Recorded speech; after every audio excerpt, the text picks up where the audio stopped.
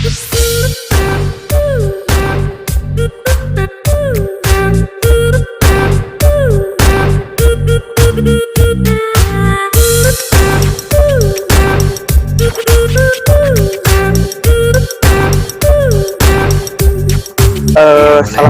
warahmatullahi wabarakatuh. Salam sejahtera bagi kita semua. Selamat siang buat pemirsa yang menonton pada acara kita Belajar Sejarah Indonesia, di mana materinya adalah perlawanan bangsa Indonesia terhadap bangsa Eropa. Dengan pemateri kita ada Bapak Bang Ali ya Bang ya. Oke, Bang iya, saya ini Bang Ali. Iya, Bang Ali Justar Rizky SPD, guru sejarah di SMA Plus Sedayu Nusantara dan SMA Brigjen Ketamso 2 Medan. Izin iya, Bang, betul. Bang Ali, Boleh Bang. kasih aja sedikit tentang apa biodata. Kemudian itu SMA Plus Sedayu di mana itu Bang? Alamatnya sedikit Oh aja, iya, 5 menit. oke. Ya, silakan. Ya, oke, silakan izin bicara ya Bang. Ya, Oke, silakan. Assalamualaikum warahmatullahi wabarakatuh. Salam sejahtera untuk kita semua. Om Swastiastu, Namo Buddhaya, salam kebajikan, Om Santi Santi Om. Baik, saya alumni Pondok Pesantren pertama, Pondok Pesantren Darul Muslimin. Itu sekolah saya berasal dari Labuhan Batu, Sumatera Utara. Kemudian saya melanjutkan pendidikan saya di Universitas Negeri Medan atau di Unimed. Saya masuk di 2014, lulus 2019. Kemudian saya mengajar di SMA Brigjen Ketamso dan di SMA Plus Sedayu Nusantara. SMA Plus Sedayu Nusantara terletak di Pasar 3 Timur.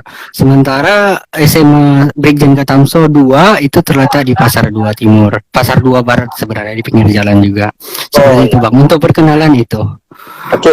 Terima kasih ya Bang. Jadi alumni pesantren Darul Muslimin ya Bang Ali ya. Iya betul. Iya Bang. Oke, mohon maaf Oke. kalau ada nanti dalam live stream ini karena saya di kafe Bang, jadi suaranya mungkin agak kedengaran. Ada dengar suara lain Bang? Sorry ya Bang. Oke, baik. Kita lanjut aja Bang. Bang, di live kita ini materinya 30 menit Abang jabarkan tentang perlawanan bangsa Indonesia terhadap bangsa Eropa yang seperti kita bahas sebelumnya. Maka saya beri waktu kepada Bang Ali untuk memberikan materi, pemaparan materi. Dipersilahkan dimulai sekarang Bang, silakan Bang. Ya, Abang ambil alih. Oke, baik. Oke, terima kasih kepada moderator, kemudian kepada ketua Ikatan Sejarah ya. Kemudian kita langsung aja untuk mempersingkat waktunya ya. Padahal di sini senior saya semua ini sebenarnya. Iya. Saya masih muda ya Bang ini. Oke, nah, terima kasih atas kesempatannya kali ini. Baik, kali ini kita akan membahas tentang perlawanan bangsa Indonesia terhadap penjajahan bangsa Eropa. Nah, untuk membatasi materi kita atau materi yang saya sampaikan, yaitu materi tentang Jawa, Sumatera, Kalimantan, Sulawesi, Bali, dan Maluku. Ya, untuk materi tentang Jawa itu kita ambil tokohnya Pangeran Diponegoro. Ya, kita nggak bisa lepaskan tentang materi tentang perjuangan bangsa dari Perang Diponegoro. Latar belakang Perang Diponegoro itu dilatar belakangi oleh kehidupan rakyat yang sangat semakin menderita akibat dari praktek eksploitasi Belanda. Ini yang pertama, dan yang membuat semangat perlawanan yang dipimpin oleh Pangeran Diponegoro. Tahunnya antara 1825 dengan 1830. Jadi selama 5 tahun. Tapi selama 5 tahun menguras habis uang kas Belanda. Nah, jalannya perang Diponegoro ini itu dimulai dengan pasukan Diponegoro menerapkan strategi perlawanannya. Perlawanan Pangeran Diponegoro ini mendapat dukungan penuh dari rakyat dan kaum ulama ya.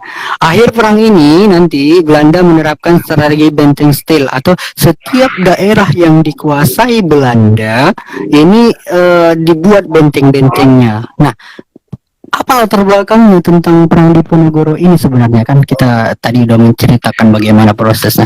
Latar belakangnya diakibatkan oleh Belanda yang membuat patok tanah, ya, membuat patok tanah di makam leluhur Diponegoro, ya, dipatok sama Belanda tanahnya, sehingga membuat amarah Diponegoro dan mengakibatkan perlawanan terjadi. Oke, untuk mempersingkat waktu, kita lompat atau kita pindah ke daerah Sumatera, ya. Ya. Ini perlawanan di Sumatera ini perang Batak nih. Kalau perang Batak kita nggak bisa lepaskan dari Sisingamangaraja ke-12, ya. Nggak bisa kita pisahkan Sisingamangaraja ke-12. Latar belakang perang Batak ini diakibatkan oleh terjadinya penyebaran sebenarnya penyebaran ajaran agama yang dilakukan Nomensen di daerah Batak atau di tanah Batak. Ini latar belakangnya pertama, dan ada banyak latar belakang yang lain. Latar belakang yang lain, Belanda berniat menguasai Tapanuli, kemudian khawatir rusaknya tatanan tradisional masyarakat Tapanuli.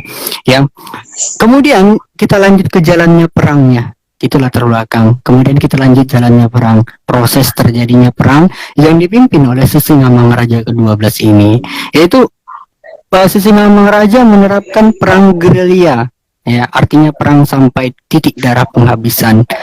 Belanda kemudian mendatangkan pasukan dari berbagai daerah untuk menangkap Sisingamangaraja, termasuk nanti Belanda mendatangkan pasukan atau orang-orang atau dukun-dukun dari Afrika sana nanti untuk menangkap Sisingamangaraja ini, atau dengan dikenal dengan si Birong Ulu nanti, mencari di mana Sisingamangaraja ini dapat.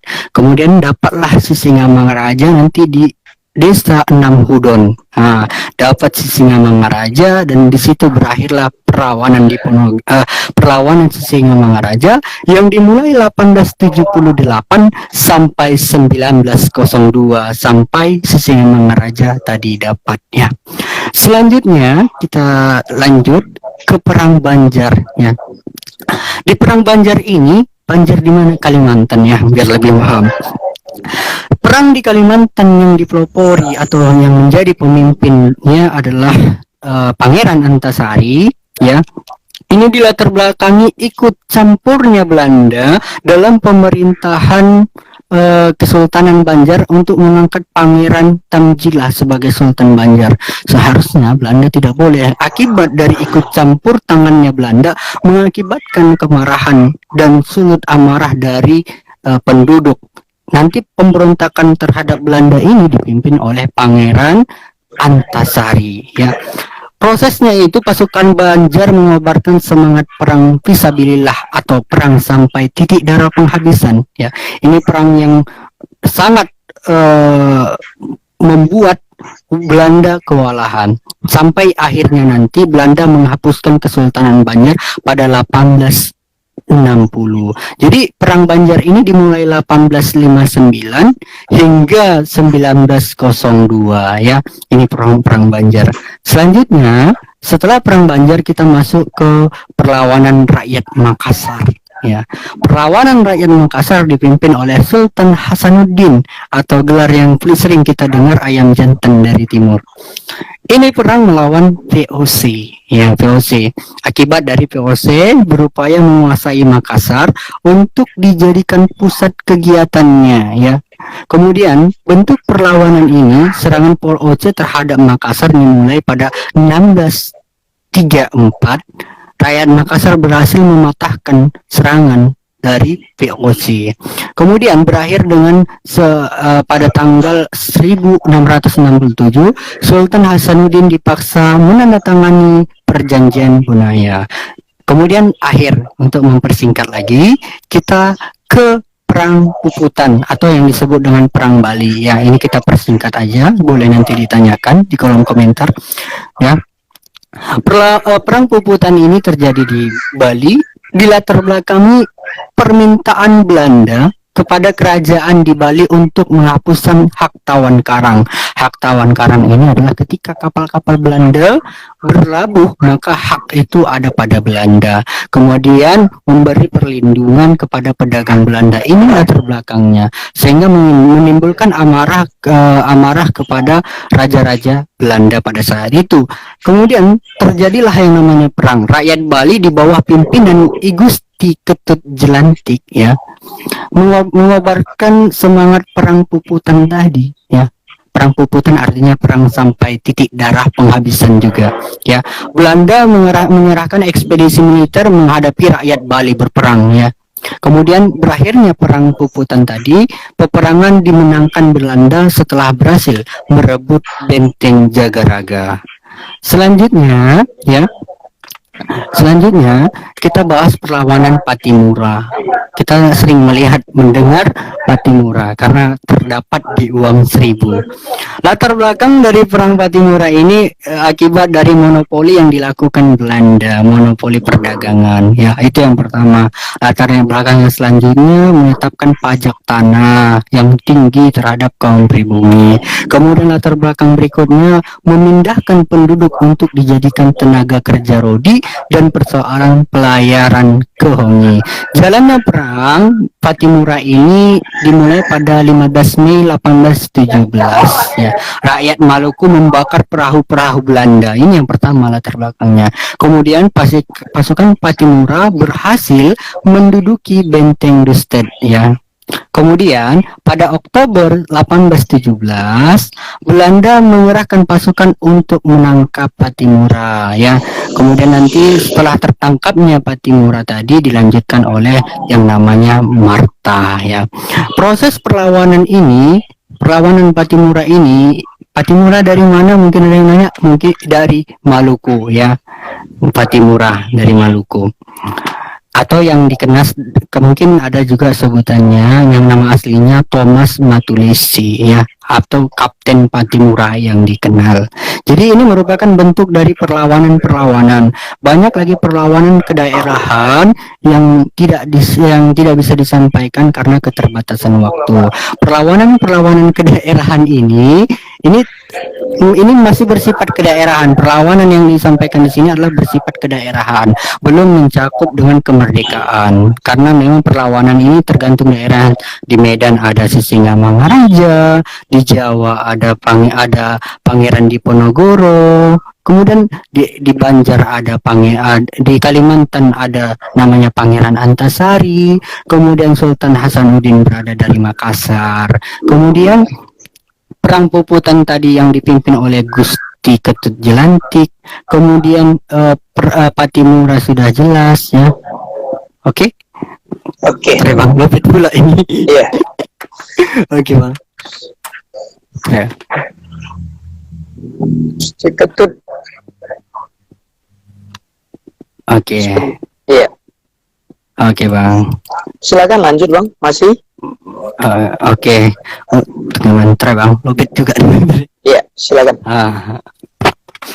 Jadi kita lanjut perlawanan ini. Kalau kita lanjut tadi perlawanan Thomas Matulese tadi atau yang dikenal dengan Kapten Patimura, ini perlawanan rakyat ya. Kalau di Maluku tadi perlawanannya ini sangat luar biasa ya. Perlawanannya begitu panjang sampai perempuan. Nanti untuk perlawanan Aceh kita nggak bahas karena memang sudah ditetapkan. Mungkin itu aja. Mungkin bisa dibuka sesi awal. Iya, silakan. Terima kasih saya ucapkan kepada Bang Ali yang telah memaparkan perlawanan bangsa Indonesia yang masih bersifat kedaerahan. Di Jawa ada tokohnya yaitu Bapak Pangeran Diponegoro. Kemudian di Sumatera itu kita ambil tokohnya adalah Sisingamangaraja 12. Kemudian di Kalimantan ada Pangeran Antasari yang di mana di uang 2000 ya Bang ya. Di uang 2000 diletakkan oleh pemerintah di penghargaan di uang 2000 rupiah. Kemudian di Sulawesi kita ada Sultan Hasanuddin yang di Makassar dengan terkenal dari ayam jantan dari timur. Kemudian di Bali ada Gusti Ketut Jelantik yang mana peristiwa perang Puputan sama seperti perang sampai habis ya bang ya. Kemudian di Iya, titik Maluku, darah penghabisan. iya titik darah penghabis. Kemudian di Maluku ada peti murah yang di uang 1.000 yang bawa parang ya bang ya. Bawa Iya. parang khas dari Maluku atau Thomas Iya. Matulesi. Ya, baiklah. Thomas Matulesi. Iya, baiklah. Terima kasih saya ucapkan untuk materinya. Kemudian kita akan buka sesi tanya jawab yang mana jika tunggu.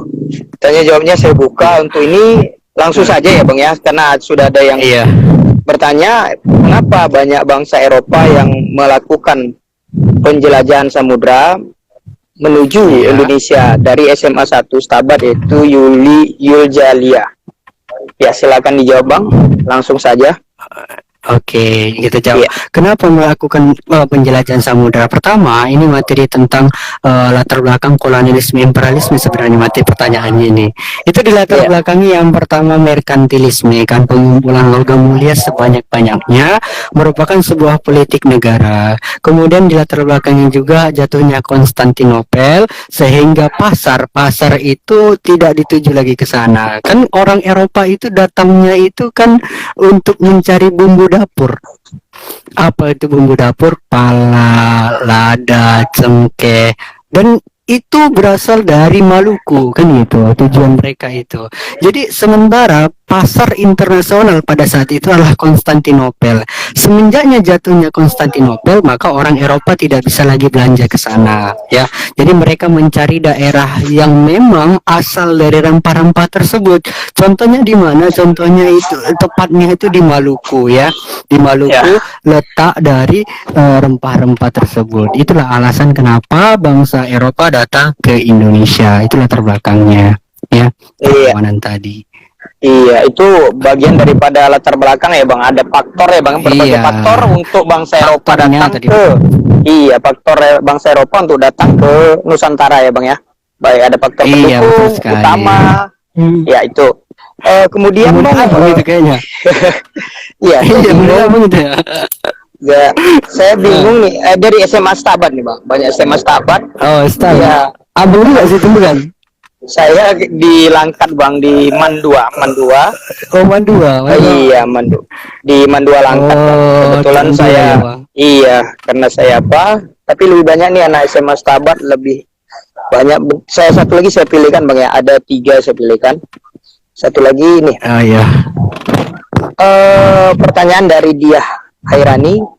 Maka daerah manakah yang paling berperan besar dalam perlawanan bangsa Indonesia terhadap pasar? Artinya daerah mana yang paling banyak melakukan perlawanan, Bang? Pertanyaan dari Diah Hairani, silakan. Oke, perlawanan yang paling banyak itu nanti, yang paling besar itu adalah perlawanan di Jawa yang dipimpin oleh Pangeran Diponegoro. Bahkan Belanda mengambil pasukannya untuk melawan Pangeran Diponegoro ini dari pertempuran yang terjadi di Minangkabau atau Perang Padri. Jadi di Minangkabau pasukannya itu ditarik, dan di Minangkabau juga dengan Perang Padri tadi diambil titik tengah, yaitu zaman dulu berperang atau mencari jalan damai untuk menarik pasukan yang ada di Minangkabau dan dibawa ke Jawa untuk menghadapi Pangeran Diponegoro. Meskipun dia singkat tapi sangat berpengaruh. Seperti itu. Jadi nama daerahnya adalah di Jawa, yaitu Pangeran Diponegoro. Ya. Terjawab mungkin? Mungkin seperti itu Bang. Di Jawa ya 5 tahun ya, 1825 sampai 1830, di mana sampai 1830, di mana di buku-buku sejarah tekstual yang ada di kurikulum, maka Pangeran Diponegoro itu perlawanannya sangat luar biasa ya Bang ya, sehingga kalau kita tahu ya Bang ya, kalau kita tahu Pangeran Diponegoro itu bukan ditangkap tapi ditipu ya Bang ya, dengan modus perjanjian damai ya. Modus perjanjian damai katanya kan seperti itu ya kan Bang Ali, kan ketika dia mau ketika dia mau melakukan perjanjian, disitulah baru ditangkap ya Bang ya. Dan itu untuk pertanyaan dari dia, saya kira mudah-mudahan Mbak Diahnya Hairani bisa puas akan tercukup ya. Puas Iya. pertanyaan jawaban dari Bang Ali. Selanjutnya satu lagi Bang, saya ambil dari ini banyak dari SMA 1 Stabat nih Bang. Kebetulan Banyak guru ya. sejarah, iya guru sejarahnya itu senior junior saya, tapi nggak tahu apakah senior abang atau gimana. Namanya Senior saya itu mungkin itu. iya Ed Jalia, mungkin Stambul. Ah. Abang 2014 ya? Iya, saya Iya, masih iya. muda, Bang. Iya, ini 2000 berapa itu? Iya, ntar. Kemudian ada boleh tanya di luar tema. Boleh, Itu boleh. dari boleh. Kalau dijawab. Sila. Boleh. Iya, silakan. Oke, sila di luar tema. Saya rasa nanti dulu ya, gelombang kedua ya, Oh Bang, iya, ya. belakangan. Iya, Boleh, takut. boleh. Iya, karena mungkin ada beberapa anak-anak yang anak SMA 1 Stabat. Ya, saya mau satu lagi Bang nih. Apa yang dimaksud dari Putri An 19 ANDN 19? Pertanyaannya itu Bang, apa yang dimaksud dengan hukum tawan karang di Bali? Mengapa Belanda Oke. meminta hukum itu dihapuskan? Oke, silakan Bang. Oke, hukum tawan karang adalah hukum di mana setiap wilayah daerah Bali itu apabila kapal-kapal asing masuk ke dalam, maka hak yang ada di kapal itu ada pada orang Bali atau raja. Apa ya, gini pemahamannya lebih mudah untuk dipahami. Setiap kapal yang datang ke ke Bali itu hak-hak prioritasnya ada pada Bali. Jadi hukum ini ditolak sama Belanda. Kenapa? Karena merugikan Belanda. Dan ini yang melatar belakangi nanti Belanda ingin menghapuskan hukum tawan karang ini karena memang merugikan orang-orang Belanda karena kapalnya ditahan kan di situ kan pemahamannya. Jadi hak-hak itu untuk Bali sehingga mengakibatkan dihapuskannya hukum tawan karang tadi. Terjawab? Oke. Ya, artinya Bang setiap dengar Bang? Masih dengar ya Bang ya? Oh, dengar ya. Terima kasih Bang. Artinya setiap kapal yang berlabuh ya Bang ya, berlabuh di Bali otomatis menjadi hak prerogatif, menjadi milik Bali. Silakan orang Bali mau ambil apa yang ada di kapal itu mungkin ya Bang ya. Dan bagi Belanda itu merugikan ya Bang ya. Iya, bagi Belanda itu merugikan. Sangat merugikan. Secara normatif ya, netralnya juga rugi ya Bang ya. Kapal kita yang berlabuh ya. Kapal yang berlabuh diambil. Iya, diambil isinya. Iya, kemudian Belanda perang untuk menghapuskan itu ya Bang ya, menghapuskan tatanan hukum itu ya Bang ya. Sehingga terjadi perang.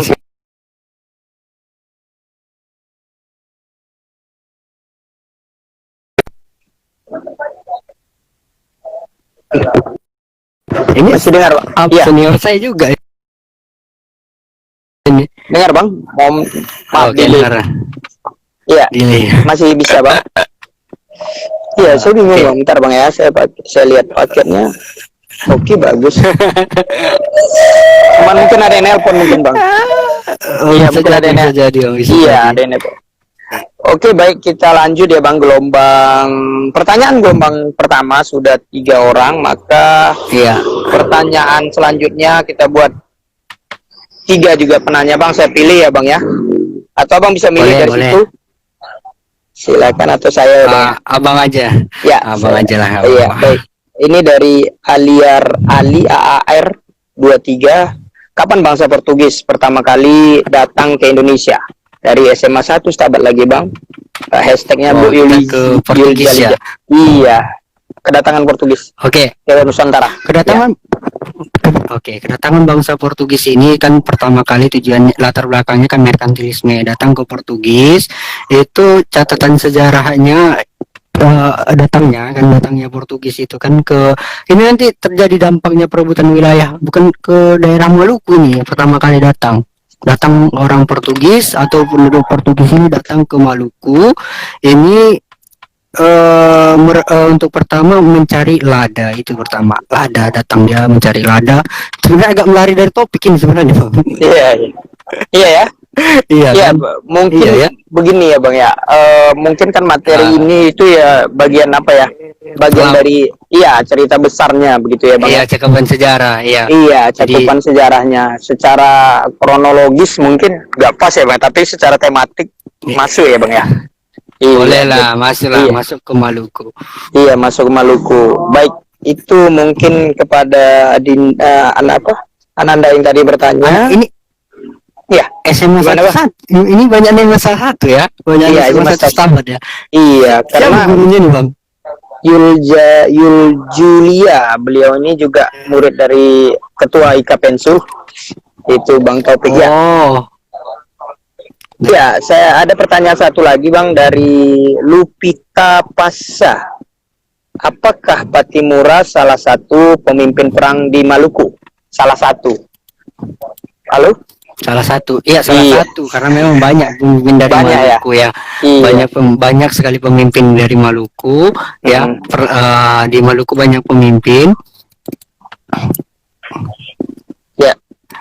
Tapi yang diceritakan di sini adalah Thomas Matulesi Patimura, ya. karena Iya. ya Thomas Matulesi, karena banyak lagi yang tapi takut terlalu melebar nanti temanya kan seperti itu bang. Iya. Marta juga dari Maluku.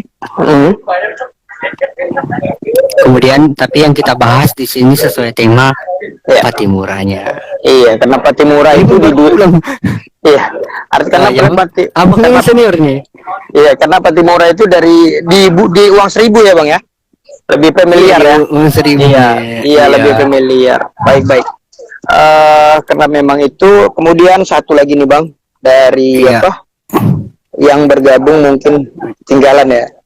Ya, sebenarnya begini bang, beberapa pertanyaan kalau saya lihat itu banyaknya karena kolonialisme dan imperialisme ini kan terkait dengan perlawanan ya bang ya. Saya rasa pertanyaannya masih sekitar itu, seperti istilah itu. Kalau yang saya pilih bang, karena pertanyaannya semua sama, beberapa sama. Abang kan senior juga ini. Senior saya juga, bisa juga ini bantu ini. Iya, Eagles. Apa pertanyaannya? Eagles. Apa ini ya? Saya bingung ya. Tapi pertanyaan begini. Apa hal khusus yang melatar belakangi terjadinya perang di Bali? Hal khusus, Bang. Hal khusus. Kalau Bang melihat sebab-sebab terjadinya perang di Bali itu, apa yang paling khusus menurut Abang gitu? Silakan. Yang paling khusus diakibatkan tadi kalau di Bali kan perang Puputan tadi, sebab khususnya itu kan sudah jelas kita buat. Khususnya itu diakibatkan memang hak tawan karang tadi khususnya ya. Dan juga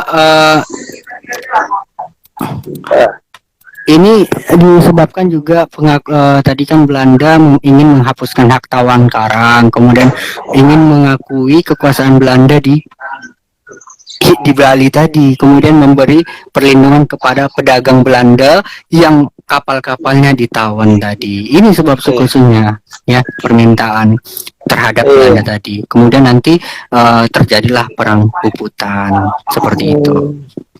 Oh, berarti iya memang Bang ya. Hukum yang berlaku di sana cukup khusus, unik ya Bang ya, di mana kapal POC yang berlabuh. Ini ada yang nanya ini Bang. Kebetulan saya pun bingung Bang. Nggak ada hashtag Bang. Iya, dari Langkat semua nih Bang, SMA 1. Belum. Iya, tapi dari Mandua nggak ada. Kemudian ada satu lagi nih Bang, ini sepertinya unik karena berkaitan dengan Sisingamangaraja nih Bang ya, daerah kita sendiri, daerah Sumatera Utara. Iya. Pertanyaan dari Bintang DN16. Apakah Nomensen orang suruhan Belanda? Itu pertanyaannya Bang. Apakah Nomensen orang suruhan Belanda? Itu pertanyaan unik tuh Bang. Kompu Nomensen bagi orang Batak, apakah itu pertanyaannya? Apakah Nomensen orang suruhan Belanda? Silakan Bang Ali. Oke, kalau menurut pandang saya nih, kita masuk ke sisi Mangaraja kan. Apakah Belanda suruhan? Iya, termasuk. Karena memang di Belanda ada 3G, glory, gospel kan, penyebaran. Nah, yang kita bahas saat ini penyebaran itu disebarkan oleh Nomensen tadi agamanya. Yang disebarkan Nomensen. Kan Nomensen menyebarkan agama, kemudian ditentang nanti sama Sisingamangaraja kan. Karena agama Sisingamangaraja saat itu adalah agamanya Parmalim. Ya, agama Parmalim. Jadi tentu ini ditentang karena Sisingamangaraja takut penyebaran agama Kristen di tanah Batak sangat begitu meluas. Karena kalau ketika meluas agama Kristen maka Parmalim tadi hilang, ya. Apakah suruhan Belanda? Iya, karena si Nomensen nanti meminta bantuan kepada Hindia Belanda untuk membantu ya dari Proses, ya? tahanan kan proses penyebaran tadi kan Sisingamaraja menahan tadi proses Iya. penyebaran agama ya Iya. kan? Jadi Nomensen meminta bantuan kepada Belanda agar Sisingamaraja ditangkap dan kalau tidak nanti dibebaskan dalam Nomensen dibebaskan dalam penyebaran agama tersebut. Iya. Seperti itu. Iya ya, karena memang itu ya bang ya, sesuai dengan tadi ada pertanyaan tentang perjanjian Saragoza juga ya bang ya, Iya. perjanjian yang apa, bahwa karena Nomensen itu adalah satu daripada faktor utama ya bang ya, karena utama glory Iya. gospel ya bang ya, glory gospel, Iya. kemudian karena memang eksistensi Parmalim dikhawatirkan berkurang karena datangnya agama Nasrani ya bang ya, Nasrani, Kristen, Protestan, maka Nomensen meminta perlindungan ya bang ya, begitu ya bisa kita katakan seperti itu ya bang ya, betul. kepada Belanda Iya. untuk proses kristenisasi ya bang ya. Baik, Iya. satu lagi bang. Senior saya ini lebih hafal abang ini, lebih jago ini. Iya sama aja bang. Satu bang. Saya boleh. Pertanyaan satu, apakah bangsa Eropa pernah menjajah tanah Aceh? Pertanyaan dari Iansah 87, apakah bangsa Eropa pernah menjajah tanah Aceh? Kalau pernah, terjadi tahun berapa? Silakan bang dijawab. Oke, Aceh. Oke. Sebenarnya kita nggak bahas Iya. untuk membatasi materi nggak bahas kan. Iya. Untuk tahunnya itu di mana kalau kita berbicara Aceh ini sangat luar biasa ya. Banyak perlawanan, banyak perlawanan kedaerahan, dimulai dari Cut Nyadin, Cut Ditiro sampai Laksamana Malahayati atau yang dikenal dengan Seribu Janda tadi. Ya. Iya. Dalam catatan sejarah yang saya ketahui nanti semenjak di tahun nanti dibenarkan sama host ya kalau saya salah karena saya masih junior juga ini junior yang senior ini hostnya ini kalau saya masih rendah ini baru tamat juga saya ini mah. Ya tapi abang udah ke Benteng Malahayati kemarin kan? Udah sampai ke sana? Iya tapi yang dibawa sama dosen kita itu Pak apa ya mata pelajaran apa itu? Saya lihat. Ya jadi abang Stambul berapa? Saya Stambul 2008 bang. 2008. Berapa? Iya. Kita bedanya luar biasa itu. Jadi 2008 abang, saya 2014. Iya. Jadi kesimpulannya bang, kira-kira memang di Aceh itu gimana bang? Kalau pengetahuan abang? Untuk jejak sejarahnya dikuasai nanti meskipun nanti penyebaran kerajaan Islam di situ kokoh dengan hubungan bilateralnya dengan Turki tapi dikuasai sama Belanda juga. Untuk rentetan tahunnya mungkin saya nggak lupa nih tahunnya berapa nih. Iya. Tapi dikuasai. Iya, saya tambahin ya bang ya. Kalau untuk tentang masalah ini di buku Snok Orgronya juga menulis ya bang ya tentang perjalanan. Iya. Perjalanan perlawanan bangsa Aceh terhadap Eropa itu. Politik tangan besi ya bang ya. Kemudian buku GJ Racing kita saranin ya bang ya, GJ Racing raja-raja yang berdaulat yang di Kobam, termasuk peristiwa perang yang di Aceh. Dari Kobam. Dari Kobam. Saya tahunya itu raja-raja yang berdaulat, tapi saya nggak tahu judulnya yang berubah atau gimana kan gitu, revisi ya bang ya. Di situ tertulis ya bang ya, perlawanan bangsa-bangsa daerah-daerah yang ada di Indonesia ya. Itu jawaban Pak Ali, Bang Ali kepada Bang Ian Sah. Satu lagi lah bang, terakhir sebelum kita tutup. Iya, sebelum kita tutup, pertanyaan dari saya ambil paling bawah sekali. Nih. Pertanyaan terakhir dari Caca Kinandung. Apakah penyebab bangsa Indonesia melakukan perlawanan terhadap bangsa Eropa?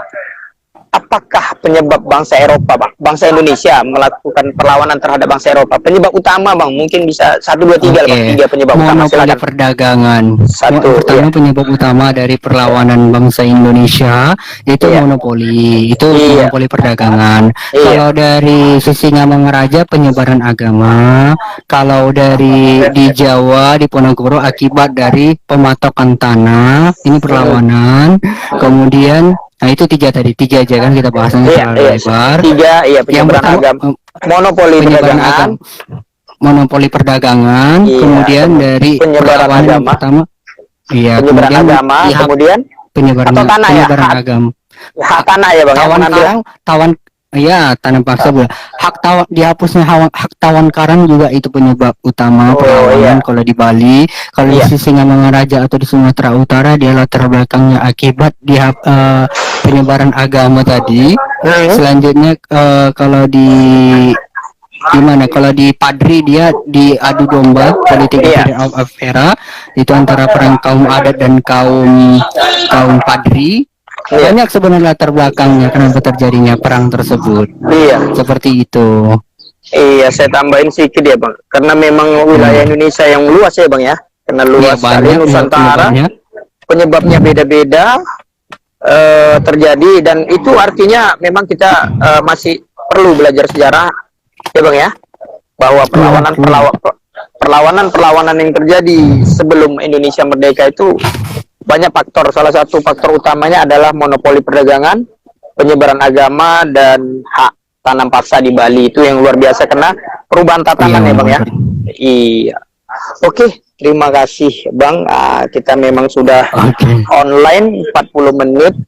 Saya kira memang kita waktunya sekitar 1 jam, tapi saya kira pertanyaannya masih sekitar itu, Bang. Kayaknya kita minta lagi kepada Ika Pensu untuk nanti kayaknya membuka apa, Bang, ya. Kita kupas tuntas tentang kolonialisme dan imperialisme ya, Bang, ya. Karena memang banyak beberapa pertanyaan itu tidak tentang lebih tertarik kepada kolonialisme imperialisme secara garis besar. Padahal kita sudah khususkan ya, Bang, ya, tentang perlawanan ya, Bang. Jadi kita minta kepada Ika Pensu, Ikatan Alumni Pendidikan Sejarah Unimed, untuk membuka sekali lagi. Saya kira mungkin minggu depan bisa ya, Bang, ya, untuk kita membahas tentang kolonialisme dan imperialisme secara lebih spesifik ya, Bang, ya, supaya tuntas. Boleh ya. Iya, materinya Abang dulu lah, Abang dulu. Materinya. Saya galah, Bang. Saya itu agak kadang-kadang jago juga. Baik, terima kasih, Bang. Kita. Iya, terima kasih saya ucapkan kepada Bang Ali, Bang Ali Juskar Rizky SPD. Mudah-mudahan segera Bang ambil S2 ya, Bang, ya. Biar mungkin lagi biar tamat cepat langsung S2. Karena Abang udah karirnya luar biasa. Udah mengajar, beliau mengajar di SMA Sedayu Nusantara dan SMA Brigjen Katamso, 2 sekolah yang elit. Ya, saya kira bukan elit ya, saya kira ternama di Kota Medan ya, Bang, ya. Ya. Iya, kemudian beliau dari alumni pesantren. Pak alumni pesantren Darul Muhsin ya, Bang, ya, Darul Muhsin ya. Iya, Darul Muhsinin. Ya, saya kira kesimpulan, Bang, dari Abang tentang materi kita. Silakan. Kesimpulan dari materi kita kali ini adalah di mana perlawanan itu mencakup atau meliputi daerah kedaerahan. Jadi belum ada bentuk nasionalisme yang terjadi dalam setiap perlawanan tersebut. Mereka hanya menentang atas dasar memang ketidakadilan ataupun hak atau keputusan dari Belanda. Misalnya Belanda tentang tawan karang tadi, melaga kaum adat dan kaum Padri, serta membuat jalan di makamnya di Ponorogo. Inilah terbelakangnya. Tapi belum menimbulkan jiwa nasionalisme, sehingga belum ada kesatuan serta persatuan untuk menjadi sebuah negara, masih sebuah wilayah. Seperti itu. Dan banyak pertempuran ini juga masih meliputi yang namanya gerilya. Mungkin itu saja, karena belum ada persatuan dan kesatuan, hanya meliputi wilayah atau kedaerahan. Seperti itu simpulan. Minggu depan saya jadi host, Abang yang jadi anggota ini. Iya, terima kasih, Bang. Iya, saya tambahin dikit ya, Bang, ya. Karena memang perlawanan yang kita bahas ini, Bang, sebelum Sumpah Pemuda pertama ya, Bang, ya, sebelum Budi Utomo berdiri ya. Karena Budi Utomo itu berdiri 1908 ya, Bang, ya. Iya, karena waktu itu belum ada persatuan ya Bang ya. Kata Indonesia belum ada Bang Iya, ya. belum ada. Masih Belum ada. kedaerahan. Iya, belum ada. Masih Jadi bersifat kedaerahan. Jadi kepada pemirsa bahwa kesimpulannya adalah perlawanan yang terjadi itu lebih kepada kedaerahan, karena memang pada saat terjadinya perlawanan, kata Indonesia sendiri belum banyak dikenal oleh beberapa daerah di Indonesia. Baru mulai Sumpah Pemuda atau Budi Utomo, baru kata Indonesia mulai dipakai ya Bang ya, Sumpah Pemuda. Makanya Hari Kebangkitan Nasional jatuh pada tahun 1908, 20 Mei. Demikian Bang, saya ucapkan terima kasih kepada Bang Ali. Mungkin minggu depan atau next selanjutnya kita nanti bisa temu lagi dari mungkin moderator atau sebaliknya gitu ya Bang ya. Saya moderator. Jadi iya, boleh. Kita minta kepada Ika Pensu dan kepada pemirsa yang bertahan sampai sekarang, saya ucapkan banyak terima kasih. Terima kasih. Mungkin iya, ucapkan pada Bang Ali, saya selalu bisa next time nanti kita buat tema lagi diskusi dari Ika Pensu. Saya ucapkan terima kasih, dan kepada penonton saya ucapkan terima kasih. Demikian dari saya, billahi taufiq wal hidayah. Assalamualaikum warahmatullahi wabarakatuh. Waalaikumsalam warahmatullahi wabarakatuh.